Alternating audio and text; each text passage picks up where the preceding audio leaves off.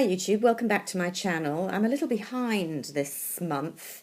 I haven't done my empties for September and we're getting towards the end of October, so I thought I'd pitch in now and give you really 6 weeks worth of September and October. So I have used up quite a few things and decided to throw away a few others. So let's pitch in with some of the likes and dislikes. First up is this Tocca hand wash it's called Stella, the Italian Blood Orange. Now, I'm really fond of this fragrance in the body products. They do a really nice hand cream as well. I have smelt the actual fragrance as a perfume, and I'm less keen on that. I don't quite know why. It just smells a bit more cologne-y to me. Whereas this, you wouldn't really think blood orange when you smelt it. You know, I'm quite fond of citrus fragrances. And there is that kind of citrus note, but it's quite floral as well. Really nice, thick, moisturising liquid hand soap that lasted for ages. I can't quite get the remainder out the bottom because the pump's no longer working and it's kind of too thick to get out of the bottle, but I really like that. It's quite difficult to get here in the UK. Some of the products are sold at Space NK, but not the hand wash. I think I had this from Sephora, but it's a bit too expensive really just to pay the import duties on, but I would definitely pick it up if I saw it again, maybe when I'm on holiday, I guess. I also used up a whole fragrance. This takes ages for me. This is Annick Goutal, Les Nuits d'Adrien. I like a lot of the Annick Goutal fragrances. Love these gorgeous bottles, although they're kind of less slimline than we're used to now. I really got into Annick Goutal in the 90s, early 2000s and wore a lot of the fragrances, but this is the only one that I've kept repurchasing. I actually got this on discount at TJ Maxx. And it's the slightly more sophisticated version, I think, of the more famous L'Eau d'Adrien, which is a unisex citrus floral. It's nice, but I'm not that keen on that one. This one has definitely a bit more kind of musky undertone, really slightly earthy citrus that I really enjoy, especially in autumn actually. So anyway, I've finished that up and I won't be repurchasing immediately, but as I say, this is definitely not my first bottle of this over the years, and I wouldn't bet against me getting it again. Definitely worth a sniff if you like your citruses but like them not too generic.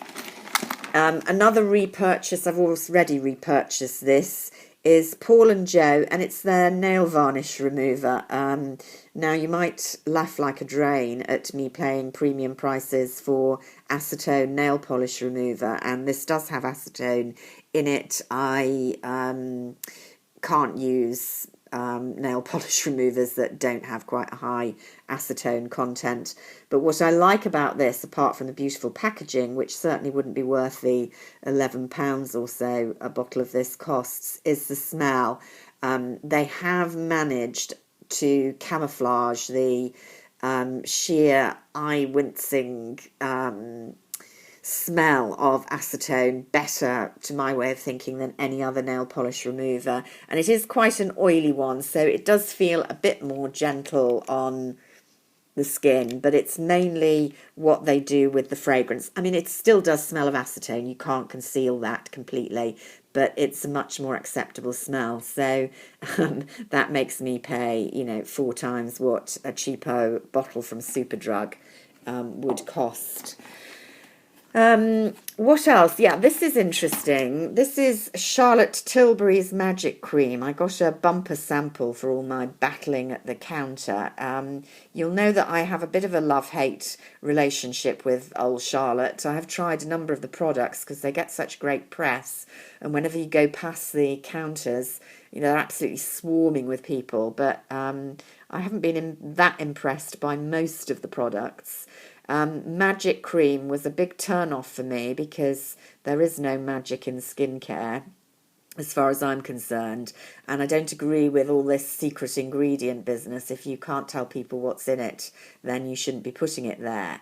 So I was not primed to like this cream, but as I say, I got a very generous sample. Plus size is it has SPF 15. I'm not that keen on the smell. It's a bit kind of Nivea smell to me, and the consistency, to be honest, is a bit Nivea. And it has this really shine effect on the skin, which, she says you can immediately, and she has all these celebrities who supposedly say, see what wonders it works on the skin. I think there's just, a shining agent put in the cream, like a kind of strobe cream in Nivea. Having said all that, because I was not prepared to like it, and I wouldn't rush out and buy it, I didn't absolutely hate it, and I've used a lot worse. It did moisturize the skin. It did feel okay with makeup on straight afterwards. And I did feel it delivered moisture for more than, a couple of minutes. So it wasn't a complete no-no, although at about £60, I think, a full-size jar, you might be wanting a bit more from your day cream. I think I talked about this last time, actually, while there was still a little bit left in the Dolce & Gabbana Auralux eye gel. I don't really like eye gels. I like creams. But if I was going for a gel, I would consider this one. I did like it. Didn't like this. Here we go. This is a decent sample from Suko of the Frame Fix Lasting Packed Foundation, which is a sort of cream powder foundation. You can see I really haven't used this. It was horribly drying and cakey on the skin. I mean, it was the wrong shade for me, it's fair to say, and quite dark for Asian skins, I thought, or really rather orangey. But it was really the texture I didn't like at all. Very, very aging. Although it seems quite creamy in the pot, on the skin, it just goes to powder, and not in a good way. I did not like that at all. And it's a pricey product, so I'm glad I got the chance to try it rather than buy it. Had a lot of samples. I've had a sample of Bad Girl Lash from Benefit, Panda Eyes. Some people rave about this. It has got, this is a small size, a big brush, which some people like. I honestly don't think the brushes make that much difference. It's all about the consistency for me, and I like sticky with my mascara.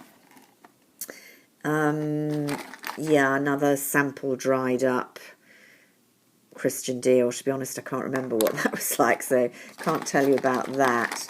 I've thrown away a load of eye pencils. These are Mallet eye pencils, and they just dried up.